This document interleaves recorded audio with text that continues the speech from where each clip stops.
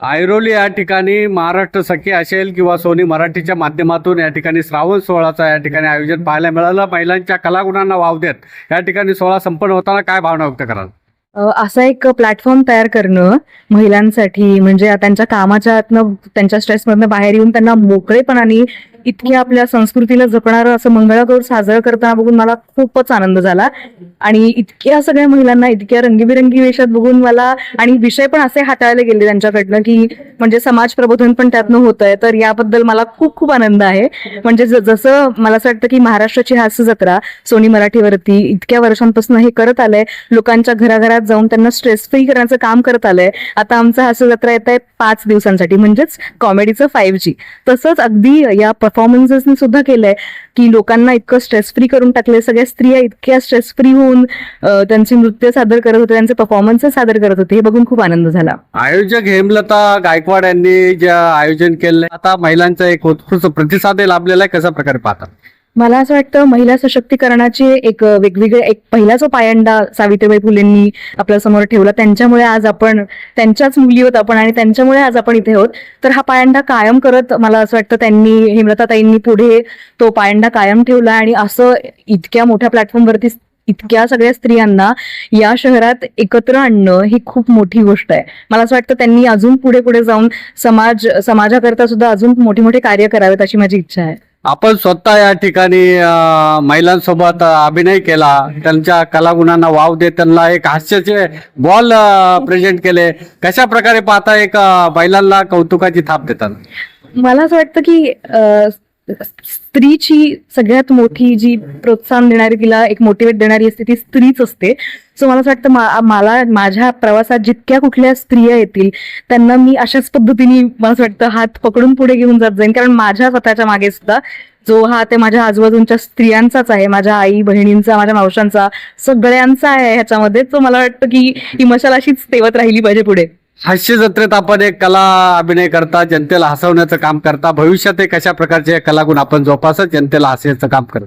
मला असं वाटतं की हास्य जत्रा जे काम करत आली ते पण एक समाज प्रबोधनाचंच काम आहे एका प्रकारे. कारण का इतक्या स्ट्रेस फ्री आयुष्यामध्ये असं निखळ हसवणारं असा एखादाच कार्यक्रम असेल मला असं वाटतं. आणि तो सोनी मराठी प्रोव्हाइड करतो तुम्हाला. घराघरात तुम्ही तो हास्य जत्रेचा कार्यक्रम बघताय इतक्या वर्षांपासून, आणि इतक्या सुंदर सुंदर प्रकारचे स्किट असतात. आणि आता तोच कार्यक्रम 5 दिवस आहे आठवड्यातला, म्हणजे पर्वणीच आहे सगळ्यांसाठी. सगळे वाट बघत असतात की कधी येणार आहे नवीन एपिसोड, कधी येणार आहे.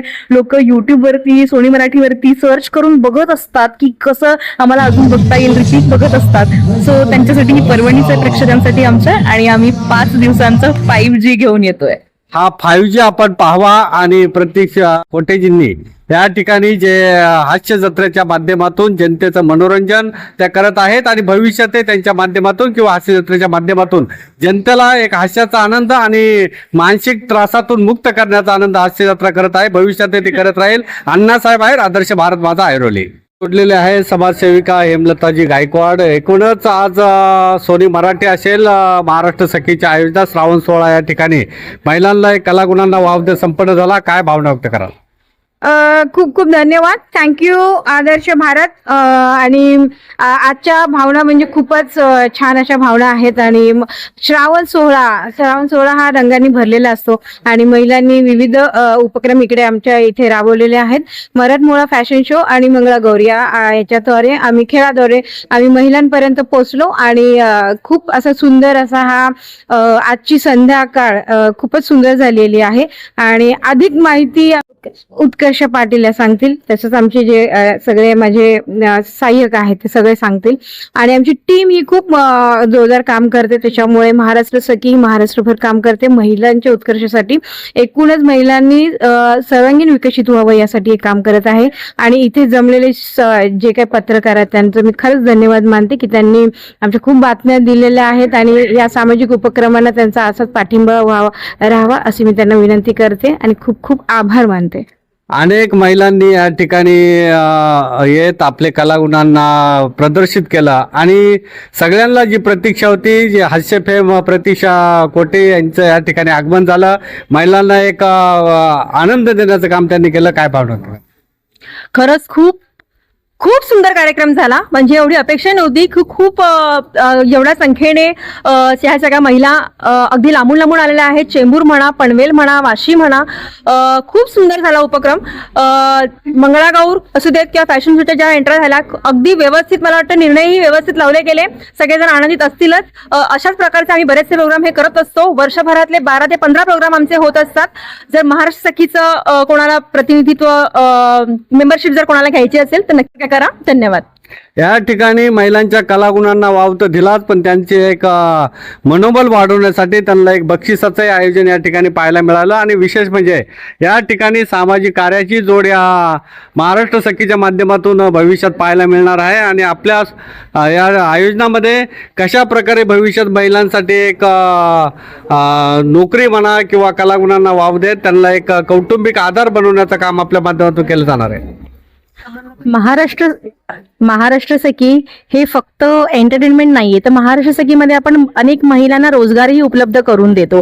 आपल्याकडे बऱ्याचशा अशा योजना आहेत, त्यातून आपण महिलांना सक्षमीकरण आपण महिलांचं करत आहोत. तर नुसतंच फक्त एंटरटेनमेंट नाहीये, फक्त डान्स नाहीये, तर आपण महिलांना सक्षमीकरण त्यांचं कसं करायचं, त्यांनी त्यांचा व्यवसाय कसा सुरू करायचा, त्यासाठी आपण त्यांना रोजगार उपलब्ध करून देतो. महाराष्ट्र सखी हा एक प्लॅटफॉर्म आहे जिथे तुम्ही तुमचा आनंदही शेअर करू शकता आणि सोबत तुम्ही तुमच्यासाठी जोडधंदाही काही करू शकता. सो महाराष्ट्र सखी हे तुम्हाला दोन्ही प्लॅटफॉर्म देत आहे. आणि जर कोणाला आपली मेंबरशिप जर घ्यायची असेल तर तुम्ही, आम्ही जे प्रतिनिधी आहोत, उत्कर्षा, अश्विनी, तृप्ती आणि अनुष्का, तुम्ही ह्या आम्हा चौघांना तुम्ही कॉन्टॅक्ट करू शकता आणि आपली मेंबरशिप घ्या. फक्त मेंबरशिप एंटरटेनमेंटसाठी नाहीये, तर पुढे आपल्याला भविष्यामध्ये सुद्धा आपल्याला आणखीन कोणत्या गोष्टींची आपल्याकडे गरज असेल, कारण आपल्याकडे प्रत्येक वर्ग आहे, आपल्याकडे डॉक्टर आहे, आपल्याकडे वकील आहे, असं प्रत्येक क्षेत्रातली आपल्याकडे दिग्गज व्यक्ती आपल्याकडे आहेत, जे आपल्याला प्रत्येक ठिकाणी आपल्यासाठी उपयोगात आपल्याला पडणार आहेत. सो कधी कोणाला गरज लागली तर महाराष्ट्र सखी ही नेहमी आहे आणि नेहमी आवर्जून या. थँक्यू. या ठिकाणी जर बघितलं तर जे मान्यवर उपस्थित होते, अनेक मान्यवरांनी, अनेक सखींनी हेमलता गायकवाड यांचं कौतुक केलं. महाराष्ट्रभर त्यांचं हे कार्य चालू आहे. एकूणच त्यांच्या कार्याविषयी काय सांगा? त्यांचं कार्य खूप मोठंच आहे, कारण ते कार्य ज्या करतात ना, त्यांचं त्यामध्ये त्यांचा स्वतःचा स्वार्थ हा काही नाहीये. प्रत्येक महिलेला काही ना काही प्लॅटफॉर्म मिळाला. कारण कसं असतं ना, प्रत्येक महिला ही गृहिणी आहे, ती घरी असते, तिला असं वाटतं की मी फक्त घरच सांभाळू शकते, मी घराच्या बाहेर नाही पडू शकत. पण घराच्या बाहेर पडण्यासाठी हेमलता गायकवाड हा एक मोठा प्लॅटफॉर्म आहे. यांनी महिलांसाठी जे प्लॅटफॉर्म तयार केले, त्यांनी नक्की महिलांनी त्याचा लाभ घ्यावा. कारण हेमलता गायकवाड खरंच खूप मोठं व्यक्तिमत्व आहेत आणि निस्वार्थी व्यक्तिमत्व आहेत.